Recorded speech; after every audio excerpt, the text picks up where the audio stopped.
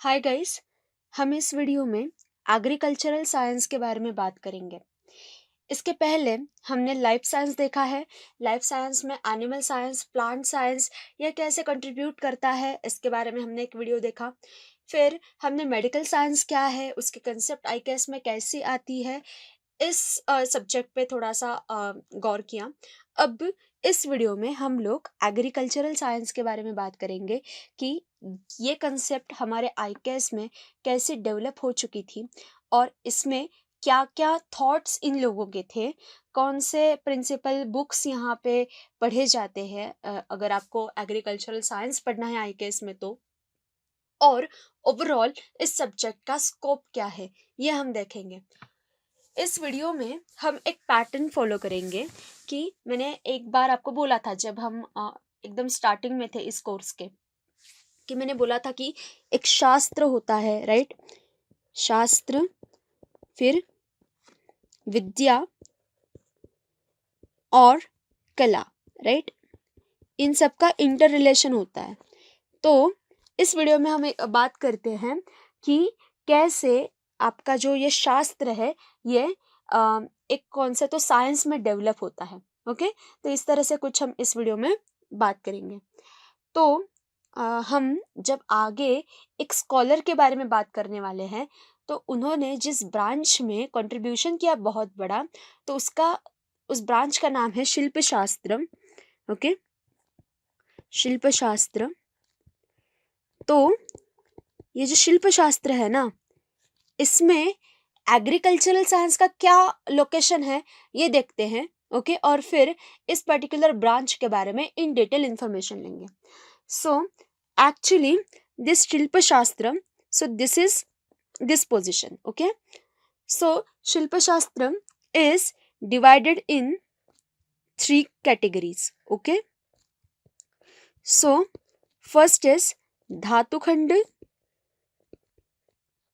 second is sadhan khand, और third category is vastu khand. So third category is vastu khand.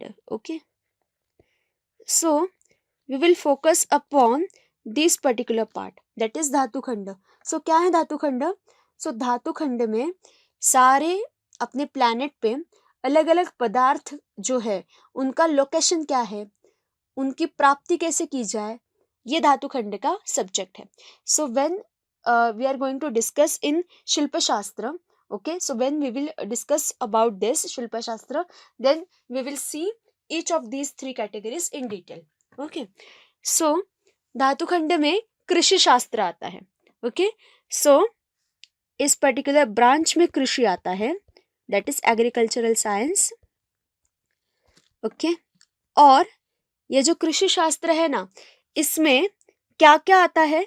सो इसमें 3 विद्या आती हैं, 3 विद्याएं.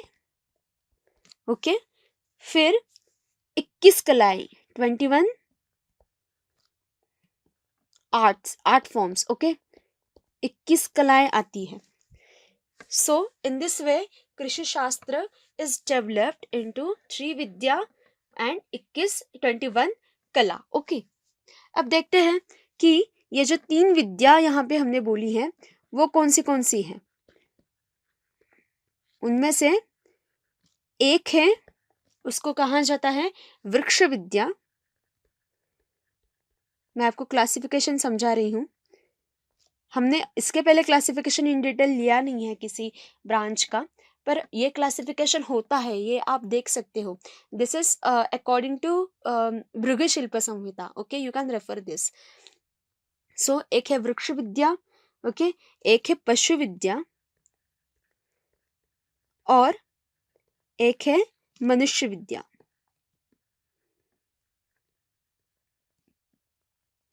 सो in this way Krishi Shastra is divided into these 3 types of विद्या.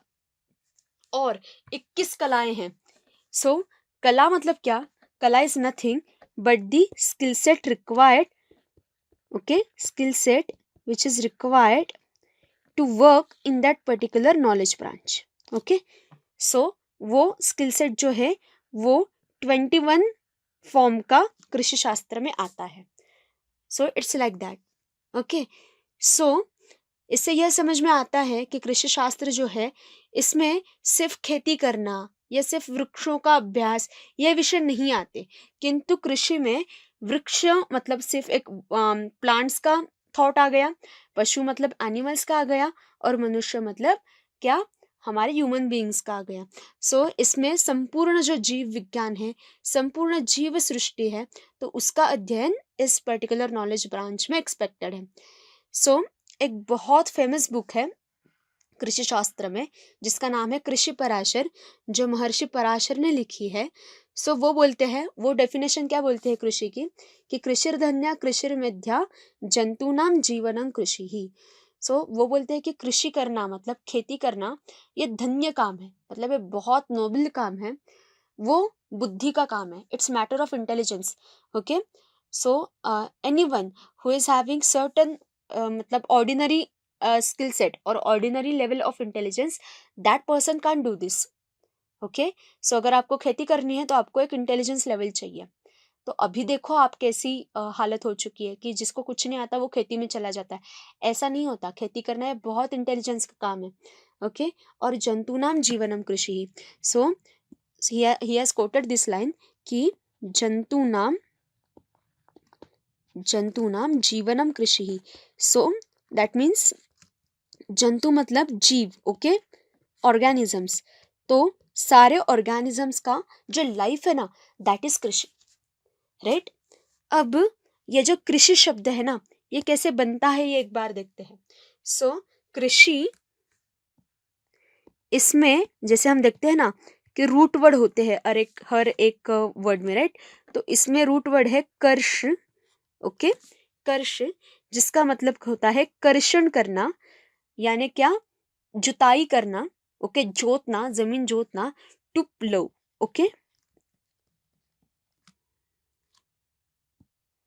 सो ये कर्ष में expected है, right. सो ये नाम जो इस नॉलेज ब्रांच को पढ़ा है ना, तो ये एक स्किल से पढ़ा है, दैट इज जमीन जो है आपकी, मतलब आपकी जो लैंड है, ओके, उसकी क्या करना, तो उसकी जुताई करना. ओके, जोतना, हल चलाना. सो that is the basic skill set. Okay, तो इस तरह से कृषि का जो ख्याल है हमारे यहाँ पे या विचार है वो इस तरह से डेवलप हो चुका है. तो अगर हम देखेंगे तो शास्त्रों का जो प्रायोगिक फॉर्म होता है, ओके, जो प्रैक्टिकल फॉर्म होता है ना, तो आपको कलाओं के माध्यम से समझता है. ओके, शास्त्र के सिद्धांत, शास्त्र के तत्व कला के रूप से आकार प्राप्त करते हैं, मतलब उनको क्या मिलता है, एक फॉर्म मिलता है, राइट. तो हम देख सकते हैं कि ये जो वृक्ष विद्या है उसमें बहुत सारे कलाएं आती हैं. जैसे एक है सीराद्याकर्षण, दैट इज हल का जो पॉइंटेड पार्ट होता है उससे जमीन की जुताई करना. वृक्षारोहण यानी कि ट्री क्लाइंबिंग. ओके, गन्ने से शक्कर बनाना या बांस वेत इनसे टोकरियां बनाना, ये सारी कलाएं कृषि शास्त्र में आती है. जो हमने 21 कलाएं बोली है ना, वो सारी के सारे उसमें, ये मैंने कुछ रिप्रेजेंटेटिव आपको बोली. पशु विद्या अगर आप बोलते हो, ओके, तो पशु विद्या में क्या क्या आता है, गजारोहण, हाथी पे कैसे चढ़ा जाए, अश्वारोहण, पशुओं को कैसे ट्रेन किया जाए, पशु शिक्षा, पशुओं का चर्म मतलब उनका जो ये होता है, उनका जो स्किन होता है उसका कैसे यूज किया जाए. ओके, तो ये सारी कला जो है वो पशु विद्या में आती है. और मनुष्य विद्या में क्या क्या आता है, मनुष्य विद्या में आप देखेंगे तो बहुत सारी सेवाएं, ओके, या अलग अलग देशों की लेखन पद्धति सीखना, पुष्पमाला बनाना, खाना पकाना, ये सारी कलाएं जो हैं वो मनुष्य विद्या में आती है. तो अगर कृषि के बारे में आप बात करेंगे तो पृथ्वी के हर एक जीव का विचार जो है ना, या जीवन के लिए हर एक जो आवश्यक बात है, ओके, या सुखदाई अगर आपको आयाम चाहिए उसमें कुछ, तो वो सारी बातें कृषि शास्त्र में आती है. So it's actually life science कि जीने के लिए जो कुछ भी ज़रूरी है, स्किल्स है, नॉलेज है या प्रैक्टिसेस है, उन सारी चीज़ों का एक अगर आप कंबाइंड पैकेज देखना चाहे ना किसी नॉलेज ब्रांच में, तो आपको कहाँ पे मिलेगा, तो वो आपको कृषि शास्त्र में मिलेगा. So this is the basic idea about कृषि शास्त्र, that is the agricultural science in ICAS.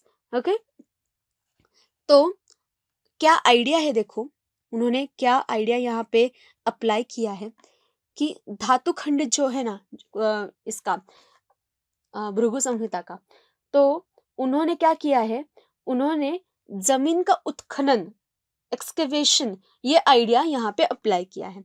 सो सबसे पहले आपको क्या मिलेगा, जमीन में अगर आप उत्खनन करते हैं तो सबसे पहले आपको क्या मिलेगा, तो सबसे पहले आपको वाटर मिलेगा. ओके, फिर और अंदर अगर आप एक्सकेवेशन करके जाए तो आपको खनिज मिलेगा. ओके, दैट मीन्स आपको मिनरल्स मिलने लगेंगे, राइट. और इसके पहले आपको जो मिलता है ना वो होता है देखो, जब आप जो लैंड है आपकी वो प्लो करते हो, ओके, तो उसमें आपको ज्यादा गहराई में जाने की जरूरत नहीं होती है, राइट. तो सबसे पहले कृषि शास्त्र आता है, ओके, फिर उसके बाद में अगर आप जाएंगे तो जल शास्त्र आएगा, और उसके बाद में अगर आप और एक्सकवेशन करके जाओगे तो आपको खनिज शास्त्र जो है उसका विचार करना पड़ेगा. So in this way all these branches are connected to each other. Okay, तो इसमें से हमने जल शास्त्र का पहले से पढ़ लिया है. Okay, so now we will think about this particular branch, that is कृषि शास्त्र. ओके, सो इसमें बहुत सारे ग्रंथ हैं कि जिनका यूज़ हमें करना चाहिए, या जो हमारे एग्रीकल्चरल साइंसेस ब्रांच में बहुत फेमस है ICAS में, जैसे कृषि पराशर है, वृक्षायुर्वेद है, काश्यपीय कृषि सूक्ति है. तो अगर आपको इसके नाम नोट करने हैं तो आप ज़रूर कर सकते हो. सो कृषि पराशर एक बहुत फेमस ग्रंथ है, ओके, जो पराशर ऋषि के द्वारा लिखित है. फिर और एक है जो वृक्षायुर्वेद है, जिसका हमने इसके पहले भी रेफरेंस लेके रखा है. फिर और एक फेमस बुक है जिसका नाम है काश्यपीय कृषि सूक्ति. काश्यपीय कृषि सूक्ति ये भी बहुत अच्छा और बहुत फेमस बुक है, राइट. फिर और एक बुक है दैट इज पराशर गीता. ये सारे बुक्स आपको ऑनलाइन अवेलेबल हो सकते हैं, ठीक है. फिर विश्ववल्लभम, ये भी एक अच्छा बुक है कृषि शास्त्र के लिए. या उपवन विनोद. सो इस तरह से आपको ये सारे जो ग्रंथ हैं ये कृषि शास्त्र में देखने को मिल सकते हैं.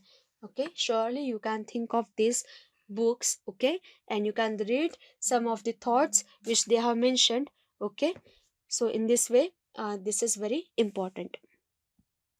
So now let us think something about agricultural science in Vedic period. Okay, so from Vedic period we have developed lot of knowledge in the field of agricultural science. So if we refer Shatapatha Brahman, it gives a clear description of 4 important stages of agricultural crop production. तो वो steps क्या है वो एक बार देखते हैं. So if you refer Shatapatha Brahman, okay, so Shatapatha Brahman क्या कहता है कि अगर आपको क्रॉप प्रोडक्शन करना है तो you need to consider these 4 steps. So उसमें से फर्स्ट है वो कहते हैं कर्षण, okay. Then second is vapan, third one is lavan, and fourth one is called as mardan. Okay, so we will try to understand these concepts. Okay, so karshan is what? It's nothing but act of plowing a land. Okay, जमीन की जुताई करना. So this is very basic because we have discussed कि कृषि ये जो word है ना ये कर्ष से बना है. So that means जमीन की जुताई करना. Then sowing of seeds is weapon. Okay, जो आपके सीड्स है वो सो करना लैंड में, that is vapan. Then harvesting of ripen crops, that is lavan. And threshing of corns for getting grains, that is mardan. Okay, so harvesting के बाद आपको ग्रेन्स कलेक्ट करने पड़ते हैं, right? So that is called as mardan. Okay, so in various suktas in Rigved also, they have mentioned the importance of agricultural science. Okay, so एक सूक्त आता है ऋग्वेद में जिसको बोला गया है अक्ष सूक्त. ओके, तो उसमें उन्होंने बोला है कि बाकी के काम बंद करो. ओके, बाकी के एडिक्शंस जो है, राइट, सट्टेबाजी करना या जिसको मराठी में जुगार बोलते हैं. ओके, तो ये जो सारी बातें हैं ये छोड़ दो. ओके, और क्या करो कि कृषि करो, क्योंकि it is only they are categorizing it as the only best work of all the works.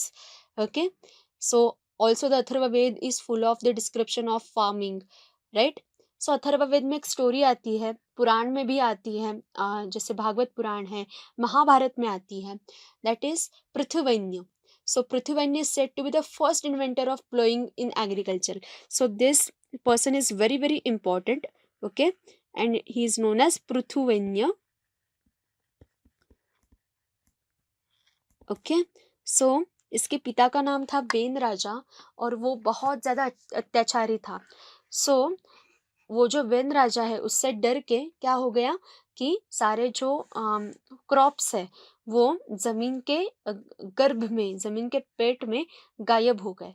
अब ये जो पृथुवैन्य आ गया तो उसने देखा कि उसकी जो प्रजा है वो बहुत गरीब है, उसको बहुत ज़्यादा माल न्यूट्रिशियस है. ओके, तो उसने सोचा कि ये जो सारी लैंड पे जो जो कुछ भी समृद्धि है ये तो पृथ्वी के पेट में चली गई है. तो वो गुस्सा हो गया और उसने अपना जो धनुष्य बाण है वो निकाला और पृथ्वी पे क्या किया, वो चलाने के लिए मजबूर हो गया. तो तब जो पृथ्वी है वो आ गई और बोली कि ऐसा मत करो, तुम्हारा जो पिता था वो बहुत ज़्यादा अत्याचारी था और उसको उसके अत्याचार से त्रस्त होके ये जो सारे क्रॉप्स है ये मैंने या जो सारी समृद्धता है वो मैंने मेरे पेट में गायब कर ली है. तो अगर तुमको ये वापस चाहिए तो तुमको क्या करना पड़ेगा, मैं ये जो पृथ्वी है उसको गाय के जैसा इमेजिन करो. ओके, और खुद को या इन सारे लोगों को बछड़े जैसा क्या करो, इमेजिन करो. तो अगर बछड़े हैं सारे गाय के तो वो गाय ज़रूर दूध देगी. तो यहाँ पे एक कंसेप्ट इन लोगों ने इंट्रोड्यूस की है कि imagine the land in the form of a cow. Okay, so land जो है ना उसको एक काउ की तरह इमेजिन करो. ओके, सो काउ से जो है मतलब गाय से दूध तो चाहिए पर कितना प्यार से चाहिए, राइट? हम इतना भी उसको ये नहीं करेंगे, उसको तकलीफ नहीं देंगे कि वो मर जाए, नहीं तो उसके दूध देने की कैपेसिटी ही बंद हो जाए. ओके, नहीं तो वो ज़्यादा दूध दे इसलिए उसको पे हम आर्टिफिशियल चीज़ों का ट्राई करें, उसकी हेल्थ खराब हो जाए, ऐसा बछड़ा नहीं करता. उसको अपने माँ का क्या है, ध्यान है. ऐसे ही हमको हमारे ज़मीन से फ़ायदा तो चाहिए, राइट? हमको यील्ड तो चाहिए, पर वो कैसी, उतनी ही जैसे एक बछड़े को अपनी माँ से दूध चाहिए. अपने वो जो गाय है वो जितना अपने बछड़े को दूध देगी उसका पेट भी भरेगा, वो खुश भी रहेगा और वो जो गाय है वो भी उसका हेल्थ जो है वो बना के रखेगी. So this is the idea of agricultural practices in the IKS. अभी आप ही सोचिए हम ऐसा करते हैं क्या, राइट? तो अगर हम अपनी लैंड का एक गाय के जैसा ख्याल नहीं रखते हैं तो इसका आउटपुट क्या मिलने वाला है हमको, वो जो लैंड है वो खराब होने वाली है, वो आपको कुछ नहीं देने वाली. अगर आप उस पर अत्याचार करते हो तो वो क्या करेगी, वो सारे जो ग्रेन्स है, सारा जो समृद्धता है लैंड के ऊपर, ओके, ग्रीनरी है, वो सारी अपने पेट में छुपा लेगी और फिर वापस नहीं लाएगी.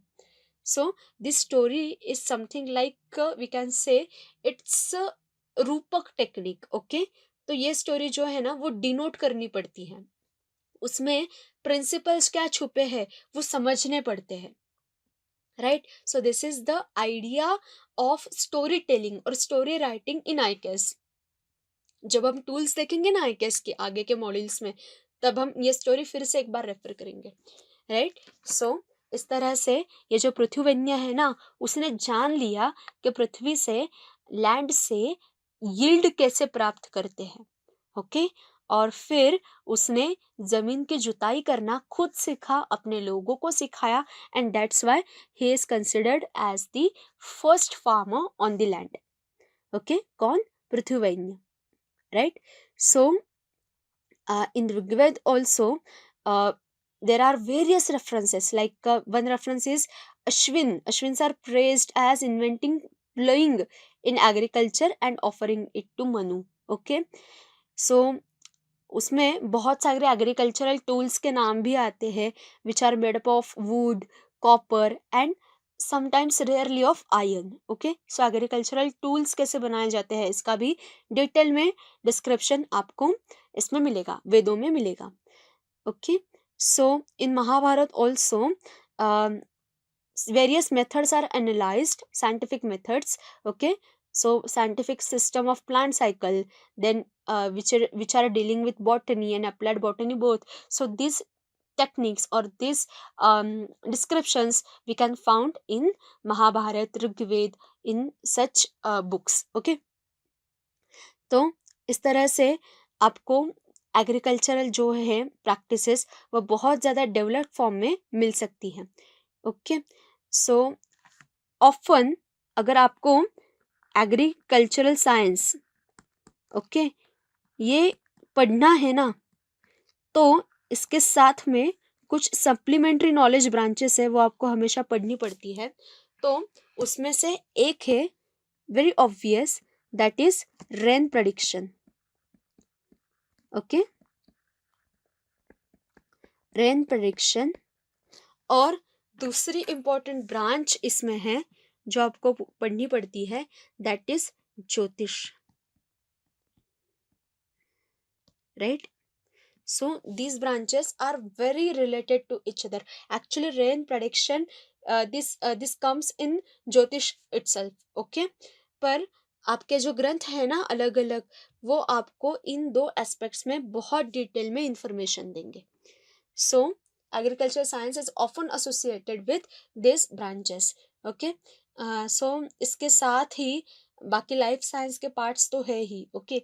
वृक्षायुर्वेद, ये जो हमने अभी अभी डिस्कस किया कि जैसे ह्यूमंस का एक आयुर्वेद होता है, राइट, वैसे वृक्षों का भी एक आयुर्वेद होता है, राइट। तो वृक्षों का भी एक खुद का नेचर होता है, टेंडेंसी होती है, तो उससे क्या करना पड़ता है, उनको डील करना पड़ता है।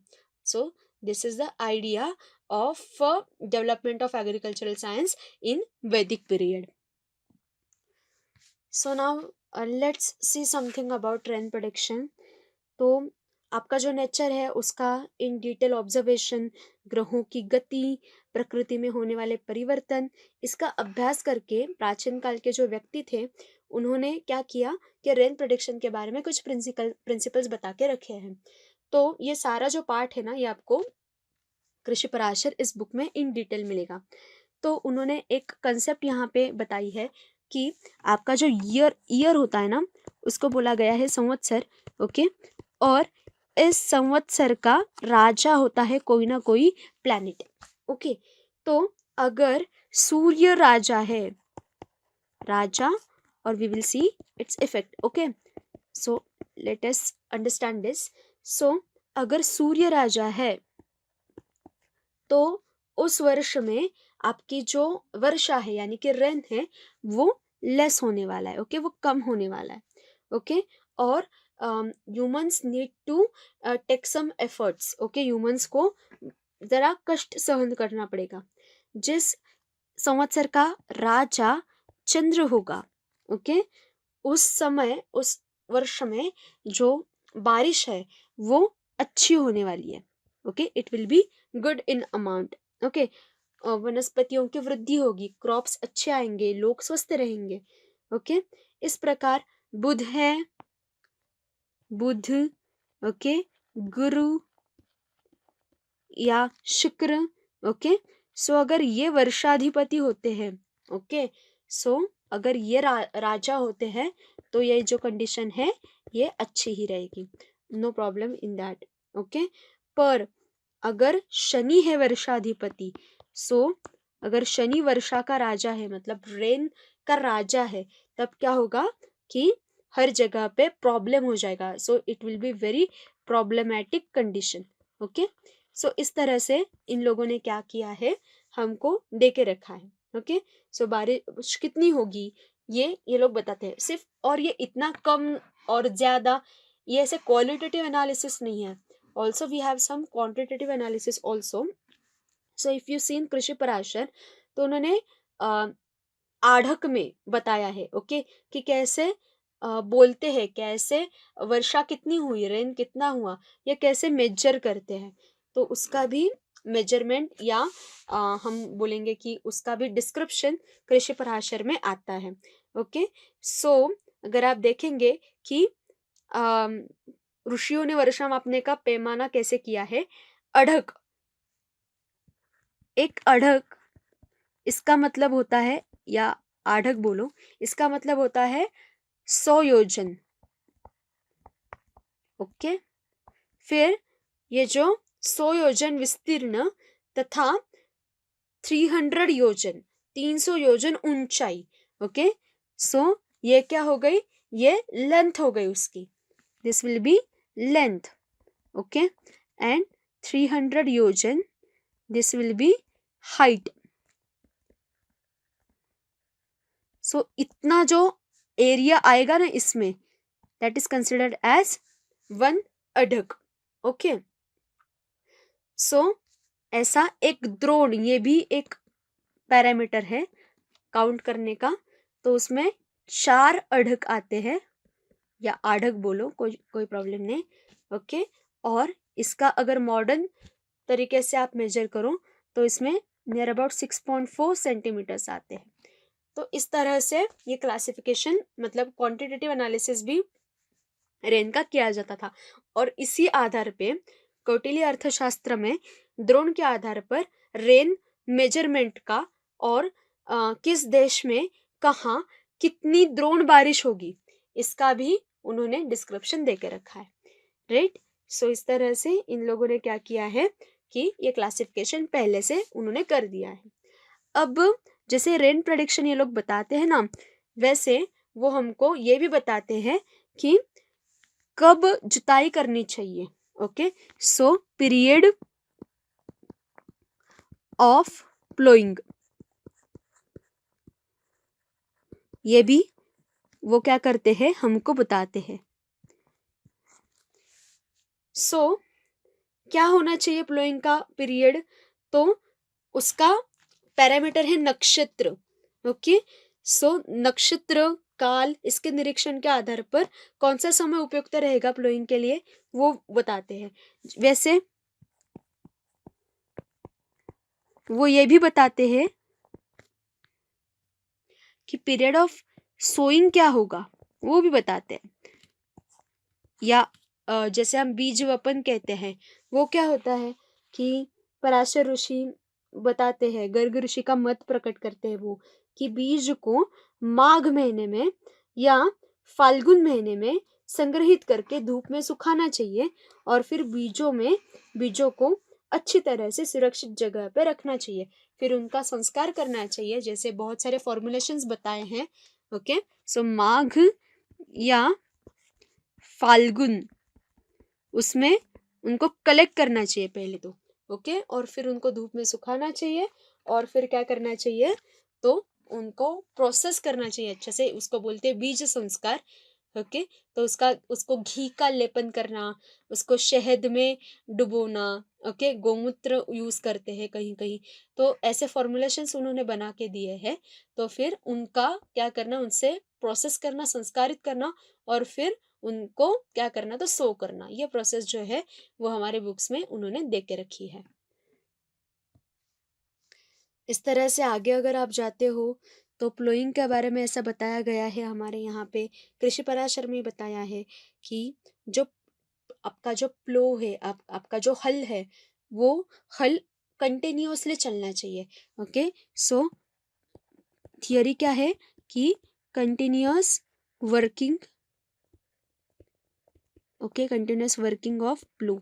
एक बार आपने शुरू कर दिया ना तो फिर ये रुकना नहीं चाहिए। फिर ऐसा बोला है कि अगर ये रुक गया तो आपने जो मार्किंग्स बनाए हैं उस प्लो से वो सारे गायब हो जाएंगे, वो वैनिश हो जाएंगे। फिर एक के बाद एक ऐसे जमीन की जो जुताई है वो एक बार, 3 बार और 5 बार करनी चाहिए। Okay, once, thrice, okay, and 5 times. Okay, so इस तरह से इन्होंने फ्रिक्वेंसी जो है इसकी वो हमें बताई है। जैसे एक बार अगर आप प्लोइंग करते हो तो you will be successful.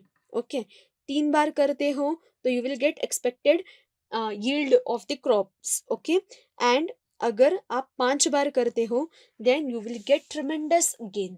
Okay, so इस तरह से उन्होंने हमको क्या करके दिया है, तो ये क्लासिफाई करके दिया है। प्लोइंग के कुछ रूल्स हैं जो क्या किया है तो बना के दिए हैं। तो उन्होंने डायरेक्शन भी बताई है कि अगर आप अच्छे से वाटरिंग किए हैं लैंड को, अच्छा वाटर दिया है लैंड को, आपके खेत को, तो उसकी जो जुताई है, ओके, वो कैसे करनी चाहिए। जो नॉर्थ ईस्ट कॉर्नर होता है ना आपके लैंड का, सो डायरेक्शन कैसी होनी चाहिए, नॉर्थ ईस्ट कॉर्नर से। और कुछ जगह पे वो बोलते हैं कि डायरेक्टली आप ईस्ट से कर सकते हो या वेस्ट से कर सकते हो। सो डायरेक्शन भी इन लोगों ने बता के रखी है कि किस डायरेक्शन से ये जो जुताई है ज़मीन की वो होनी चाहिए। Okay, so watering of land is very necessary and it should be well maintained. Watering का जो अमाउंट है वो प्रॉपरली होना चाहिए। ऐसा नहीं होना चाहिए कि ज़्यादा हो गया वाटर लैंड में, और अगर आपके लैंड में, आपके जो खेत में वाटर ज़्यादा रहता है तो इट इज़ वेरी इम्पॉर्टेंट कि आपको वो जो लैंड है उसमें से एक्सेस वाटर जो है वो रिमूव करना है। ओके, फिर इन्होंने ये भी बताया है कि किस तरह से सोइंग करना चाहिए और कॉम्बिनेशन कैसा होना चाहिए, किसके साथ क्या सो करना चाहिए। सो ये भी इनका डिस्क्रिप्शन आप लोग अच्छे से देख सकते हो। ओके, सो इसका प्रोटेक्शन करना चाहिए फिर सोइंग करने के बाद, और अच्छी तरह से क्या करनी चाहिए तो उसका प्रिजर्वेशन जो है वो इम्पोर्टेंट है। सो ऐसा कंप्लीट डिस्क्रिप्शन जो है वो हमको वो देते हैं। और नॉट नेसेसरी सिर्फ grains, pulses, okay, flowers, fruits, इन सारी चीज़ों की खेती कैसे करते हैं इस बारे में भी हमारे बुक्स में वो इन डिटेल आपको डिस्क्रिप्शन देते हैं। सो let us think something about seed processing now. Okay, seed processing जिसको बोला गया है बीज संस्कार। ओके, सो ये जो कंसेप्ट है ये एग्जैक्टली क्या है ये एक बार देखते हैं। तो सीड प्रोसेसिंग का इन्होंने क्या बताया है कि वो प्रिजर्व के कहाँ पे करना चाहिए, कैसे करना चाहिए, इस बारे में तो इन्होंने आपको बताया। ओके, कि माघ जो महीना होता है हमारा, या हमारे ज्योतिष के अनुसार, तो या फाल्गुन, ये सीड्स को कलेक्ट करने के लिए अच्छा होता है। पर बाद में आप क्या करोगे तो उसको प्रोसेस करना पड़ता है। जैसे फॉर एग्जांपल एक एकदम इजीली उन लोगों ने एक प्रोसेस दी है कि अगर आप मिल्क, ओके, मिल्क यूज करते हो, फिर उसमें अगर आप घी यूज करते हो,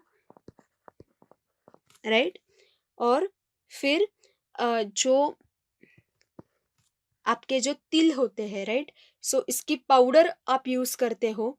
ओके, और फिर जो काउडंग है उसका क्या करते हो, मास्क देते हो सीड्स को। और फिर कोई भी अगर फैट है, animal fat, so animal fat की अगर आप स्मोकिंग करते हो, देते हो उन सीड्स को। ओके, और फिर ऐसे जो सीड्स हैं वो उसके बाद ड्राई करते हो, तो क्या हो जाएगा कि उसके बाद और एक बच गया, ड्राई करने के बाद उनको हनी का कवरिंग करना है। ओके, हनी से अगर आप उनको कवर करते हो तो ऐसे जो सीड्स हैं ये बहुत अच्छे होते हैं और इनमें रीजनरेशन की कैपेसिटी जो है वो बहुत अच्छी एनहांस होती है। ठीक है, सो ये एक फॉर्मुलेशन है। फिर काउडंग है, मिल्क है, हनी है। So these are the principal elements for seed processing. तो इनमें से सबसे इंपॉर्टेंट एलिमेंट है मिल्क। ओके, फिर सेकंड एलिमेंट है that is cow dung. Okay, cow dung. And third important element is honey. Okay, and actually fat content भी होना चाहिए, ऐसा कुछ तो एलिमेंट चाहिए कि जिसमें फैट कंटेंट अच्छा है। सो इस तरह से milk and milk products, not only milk but milk products we will say okay, milk products. So इनका यूज सीड प्रोसेसिंग के लिए बहुत अच्छा इन लोगों ने बोला है। ओके, सो ये जो है ये तो हो गया सीड प्रोसेसिंग के बारे में। ये तो मैंने एक फॉर्मुलेशन बताया। ऐसे आप अगर बुक्स रेफर करोगे तो आपको बहुत सारे जो फॉर्मुलेशंस है वो आपको दिखाई देंगे। ठीक है, सो इस तरह से ये तो हो गया seed processing. So now let us see something about sowing. Okay, कि सोइंग कैसे करते हैं। तो उसके लिए क्या क्या करना चाहिए कि उसके लिए प्रोसेस क्या है, सबसे पहले कि यूनिफॉर्म लैंड होनी चाहिए। ओके, यूनिफॉर्म लैंड होनी चाहिए। फिर उसमें से गड्ढे पहले से आपने बना के रखने चाहिए। दो जो गड्ढे हैं, मतलब दो जो क्रॉप्स हैं, उनके बीच का जो डिस्टेंस है वो वेल मेंटेन्ड चाहिए। 14 16 या 20 हैंड्स का जो डिस्टेंस है वो होना चाहिए। और अगर वो ज़्यादा हो गया, ओके, तो क्या हो सकता है कि जो विंड फ्लो होता है ना, तो उसका जो उसके उससे प्रोटेक्शन नहीं होता प्लांट्स का। ओके, सो उसकी अब जो गड्ढे आप लोगों ने बनाए हैं प्लांट्स जिसमें आएंगे उसके लिए, तो उसकी हाइट, उसकी विड्थ, उसकी लेंथ एक जैसी होनी चाहिए। सो एकदम यूनिफॉर्म लैंड होनी चाहिए सोइंग के लिए, सीड सो करने के लिए। ओके, और उसमें सबसे अच्छा पार्ट जो ये है कि काउडंग जो है ना, वो आपने वहां पे क्या करना है, तो वो जालना है आपको। ओके, तो वो जलने के बाद वो जहाँ पे वो जो पाउडर बन जाएगी, ओके, तो वो जो पाउडर है वो रिमूव करके वहां पे कुछ न्यूट्रिशियस एलिमेंट डालो। जैसे एक एलिमेंट यहाँ पे उन लोगों ने बताया है वो है कुणप जल।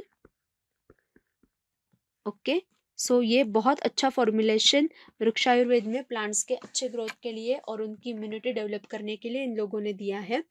तो ये अच्छे से बना के अच्छी जो सॉइल है उससे वो गड्ढे भरने चाहिए। और फिर वो जो सीड्स है ना, वो उसमें क्या करनी चाहिए, सो करनी चाहिए। ओके, सो इस तरह से ये सोइंग के प्रोसीजर इन लोगों ने बताई हैं।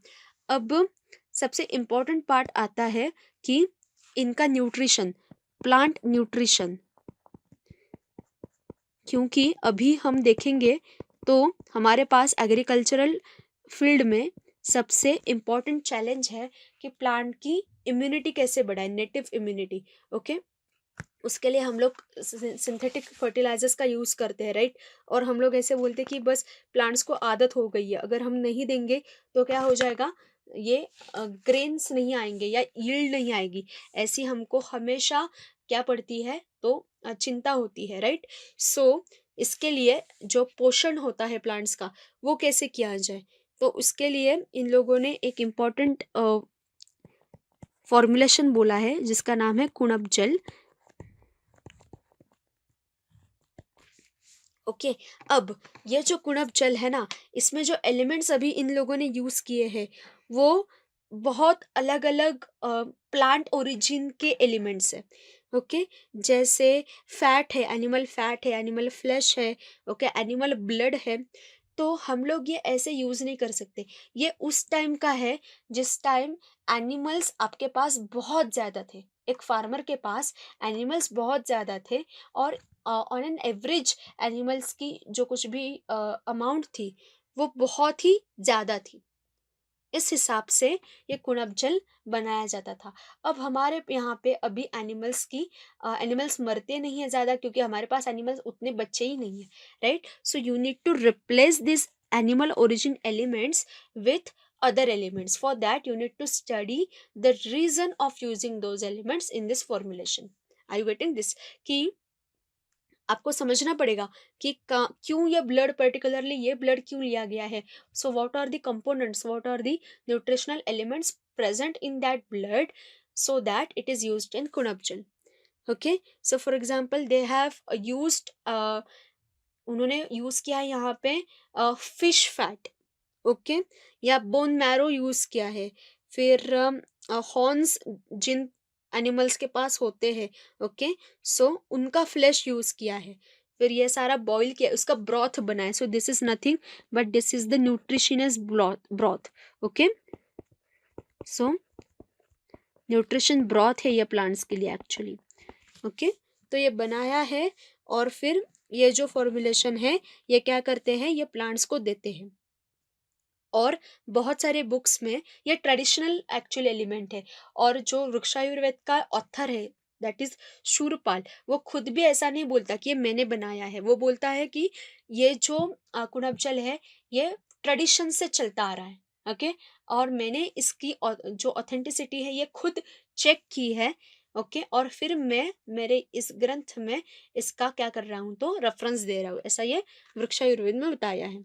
ओके, सो इस तरह से कौन से प्लांट्स आप लोग यूज कर रहे हो, इस हिसाब से क्या करना चाहिए. वाटर और सप्लीमेंट्री एलिमेंट्स जो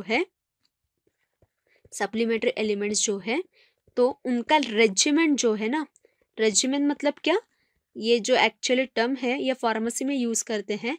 regiment that is frequency of the medicine. Dose, this is dose. Okay, कि कितना डोज देना चाहिए. सो कैसे करें कि आपके प्लांट्स कौन से हैं, इस तरह से उनको समटाइम्स स्मोक देते हैं. ओके, स्टीम देते हैं. बहुत बार उनको मिल्क और जो आपका कर्ड है उसका फॉर्मुलेशन दिया जाता है. ओके, इस तरह से उन्होंने फॉर्मुलेशंस दिए हैं अलग अलग. तो वो चेक करना चाहिए. जो भी एग्रीकल्चरल साइंस के यहाँ पे, हमारे यहाँ पे तो नहीं है पर ऐसे लोग हैं अगर जो ये सुने, तो उनको क्या करना चाहिए, उनको ये सारा फॉर्मुलेशन पढ़ के इसकी ऑथेंटिसिटी चेक करके अगर आप इसमें भी यूज कर सकते हो क्या, इस तरह से ये आप देख सकते हो. ओके, तो और एक फॉर्मुलेशन है जो त्रिफला चूर्ण होता है, राइट. तो इसमें भी इसका भी जो ब्रॉथ है वो बना के प्लांट्स को देते हैं, राइट. अल्कोहल कंटेंट जिस एलिमेंट्स में ज़्यादा होता है, जिस लिक्विड्स में ज़्यादा होता है, वो भी प्लांट्स को देते हैं. ऐसे बहुत सारे जो एलिमेंट्स हैं वो प्लांट्स को दिए जाते हैं. ओके, सो आप ये चेक कर सकते हो. इसके लिए आप वृक्षायुर्वेद का क्या कर सकते हो, रेफरेंस ज़रूर ले सकते हो. ओके, सो प्लांट्स जो है उनको ठंड के सीजन में, ओके, ठंडी लगती है प्लांट्स को, राइट. और वो जो है उनके जो फ्लावर्स है, उनके जो फ्रूट्स है, वो क्या हो जाते हैं, अफेक्ट हो जाते हैं. सो ये जो ठंडी है, so protection of plants from the cold season, ये कैसे किया जाए, ये भी इन लोगों ने यहाँ पे बताया है.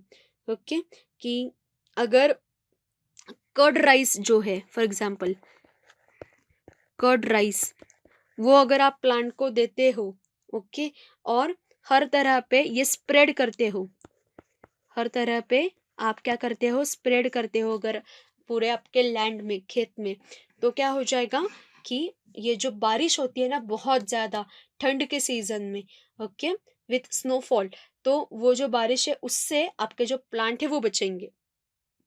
नहीं तो ऐसा भी एक बोला है कि जो एक क्लॉथ लेते हैं, ओके, उसमें जो आपके चारकोल्स है, गर्म चारकोल्स, वो लेके क्या करते हैं कि उसको प्लांट को स्टीम देते हैं. ओके, इनको लिटरली उनको क्या करते हैं कि हीट देते हैं, आर्टिफिशियल हीट. और इस तरह से जो आपके प्लांट्स हैं वो क्या करते हैं, वो प्रोटेक्शन होता है उनका ठंड से, राइट. सो अभी हम पॉली हाउस यूज करते हैं, राइट. सो पॉली हाउस में आप आर्टिफिशियल एनवायरनमेंट देते हो प्लांट्स को, पर जब भी पॉली हाउस में प्लांट्स की जो इनेट इम्यूनिटी है वो ग्रो नहीं होती, उनकी जो नेचुरल इम्यूनिटी है वो प्रिजर्व नहीं होती. और फिर ऐसे जो प्लांट्स है ये खुद वीक हो जाते हैं, राइट। और अगर हम इनको कंज्यूम करें तो हमारे बॉडी में भी उतना न्यूट्रिशियस एलिमेंट जाता नहीं जितना एक्सपेक्टेड है। तो इस तरह से जैसा हमारा मेडिकेशन होता है, राइट, उसी तरह से कुछ प्लांट्स को भी मेडिसिन दे के उनकी जो कैपेसिटी है, नेचुरल कैपेसिटी, वो कैसे बढ़ाई जाए, इस तरह से ये जो प्लांट्स का यूज है वो किया जाता है, right. So this is the basic idea about the plant nutrition. अब कभी अगर डिसीज हो गए प्लांट्स को, राइट, तो वो कैसे ट्रीट करे, इस बारे में भी जो सुरपाल है, मतलब वृक्षायुर्वेद का जो ऑथर है, वो हमको बताता है। सो सारे जो प्लांट डिसीजेस हैं, क्रॉप्स को वो डिसीजेस आते हैं जिसके लिए आप लोग पेस्टिसाइड्स यूज करते हो। So these are classified in basically two ways, okay. One is internal, which are immunity related, okay, and one is external, okay. So external plant diseases or external crop diseases are due to difference in season, okay, या infection, okay, in this way. So ये जो internal diseases है ना, ये होते हैं, जो हमने पहली बार भी इसके पहले इसके बारे में बात की है, कि ये कफ, वात और पित्त के इनबैलेंस से ये जो इंटरनल डिसीजेस है ना, ये होते हैं। और बाकी के जो एक्सटर्नल डिसीजेस है ना, ये क्यों होते हैं, कि ये पेस्ट है, इन्फेक्शंस है, ओके, या अगर आप बोलेंगे सीजनल चेंज है, सीजनल, एक्सट्रीम सीजनल चेंज है, तो इनके वजह से ये एक्सटर्नल डिसीजेस होते हैं, राइट।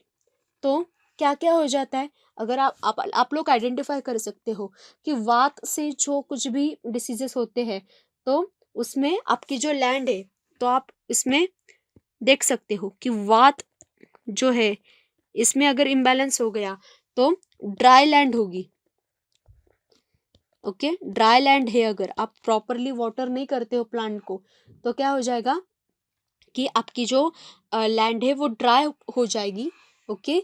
और आपके प्लांट का जो बार्क है तो वीक हो जाएगा वो, ओके, वीक स्टेम हो जाएगी, ओके।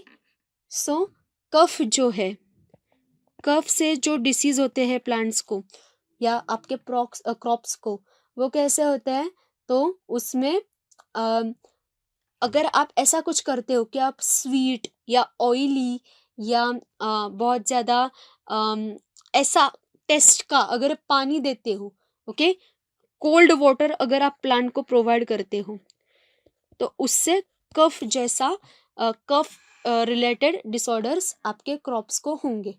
तो उसमें क्या हो जाएगा कि जो फ्रूट्स है, सो लेट कमिंग फ्रूट्स आपको दिखाई देंगे कि पीरियड आ गया है फिर भी फ्रूट्स नहीं आए हैं, so let coming fruits, okay, delay in fruit production आपको दिखाई देगा, ओके। आपके जो लीव्स है वो फेंट हो जाएंगे, राइट, और टेस्टलेस फ्रूट्स हो जाएंगे, fruits will be tasteless, okay. अगर पित्त का डिसीज है, पित्त रिलेटेड डिसीज है, तो क्या हो जाएगा कि this happens near about end of the summer season, okay. So इसमें क्या हो जाता है कि अगर आप सॉल्टी या इंटेंस सब्सटेंस मिक्स्ड वाटर देते हो प्लांट को, तो ये जो डिसीज है वो हो जाएगा। सो इसमें येलोइंग ऑफ लीव्स आपको दिखाई देगा, ओके। प्लांट जो है आपके, उनके जो लीव्स है ये येलो हो जाएंगे। Then falling off fruits, okay, fruits जो है वो गिर जाएंगे एकदम ऐसे। जो प्लांट सैप होता है, राइट, प्लांट जूस होता है, वो चला जाएगा, उसका जो इसेंस है वो पूरा का पूरा क्या हो जाएगा, वो गायब हो जाएगा, ओके। सो इस तरह से क्या हो जाएगा कि ये जो डिसीजेस है ये डेवलप होते हैं। अब जैसे जो एक्सटर्नल एलिमेंट्स हैं, जैसे बहुत ज़्यादा तूफान आ गया, राइट, तो उसमें क्या हो जाता है कि प्लांट को स्ट्रेस आ जाता है, आपके आपके क्रॉप्स को स्ट्रेस आ जाता है, वो गिर जाते हैं। ओके, अगर थंडरिंग हुआ बहुत ज़्यादा, ओके, या ऐसे हो गया कि फायर की वजह से क्या हो जाता है, आपके जो क्रॉप्स हैं वो सूख जाते हैं। ओके, अगर पानी अच्छे से नहीं मिला तो भी सूख जाते हैं, प्लांट्स को इंजुरी होती है, राइट। तो इस तरह के डिसीजेस पे क्या करना चाहिए, इस तरह से भी ये जो आ, पूरा का पूरा डिस्क्रिप्शन है वृक्ष आयुर्वेद में आपको दिखाई देगा। सो के किस तरह का, ये तो प्लांट डायग्नोसिस हो गया, पर इस पे ट्रीटमेंट क्या होना चाहिए। ओके, तो ऐसे फिर से milk and milk related products, okay, honey है या काऊ डंग है और animal origin related some elements है, तो इनका यूज़ करके उनको मास्क लगाया जाता है, उनके वाटर में मिक्स किया जाता है, उनके फर्टिलाइज़र में मिक्स किया जाता है, इस तरह से उनको ट्रीटमेंट दी जाती है। ओके, और जो आपका प्लांट है उसका प्रोटेक्शन किया जाता है। कहीं भी आपको आर्टिफिशियल या बहुत कुछ ऐसा डिफिकल्ट ऐसा फॉर्मुलेशन नहीं मिलेगा। जो कंसेप्ट आयुर्वेद में यूज की है कि जो जहाँ पे रहता है उसका मेडिसिन वहाँ पे ही मौजूद है, वही सेम कंसेप्ट यहाँ पे एग्रीकल्चरल साइंस में भी एप्लीकेबल है। ओके, सो इस तरह से कभी भी मतलब कौन सा भी प्लांट जो फ्रूट्स नहीं देता, फ्लावर्स नहीं देता, ओके, बिल्कुल ड्राई हो चुका है, बिल्कुल मर चुका है, ऐसा लग रहा है कि मर चुका है, ऐसे भी प्लांट जो है वो उनको रिजुनवेशन उनका कैसे किया जाए, उनको कैसे जिंदा किया जाए, उनको कैसे नई लाइफ दी जाए, इसके बारे में बहुत ऐसे जो मेजर्स है वो आपको वृक्षायुर्वेद, काश्यपीय कृषि सूक्ति, कृषि पराशर, ये इन सारे ग्रंथों में मिलेंगे। Okay, so if you are interested in such topics, okay, so surely you can read or you can refer these books। okay, तो यहाँ पे हमने जो लाइफ साइंस के का जो टॉपिक शुरू कर दिया था, जिसमें हमने 3 वीडियोस देखे, एक था plant science and animal science के बारे में, एक था मेडिकल साइंस के बारे में, और एक था एग्रीकल्चरल साइंस के बारे में। ओके, तो इन 3 वीडियोस में हमने थोड़ा सा इस बारे में देखा, इस बारे में कुछ जो प्रिंसिपल थॉट्स है हमारे बुक्स में दिए गए वो देखें, और नेक्स्ट वीडियो में हम कुछ अलग ब्रांच की बात करेंगे एंड थोड़ा सा उसका जो अलग एस्पेक्ट है वो देखेंगे। Okay, so let us stop in this video, see you in the next part. अगर आपको कोई डिफिकल्टी है तो then please feel free to ask me. See you, bye, thank you.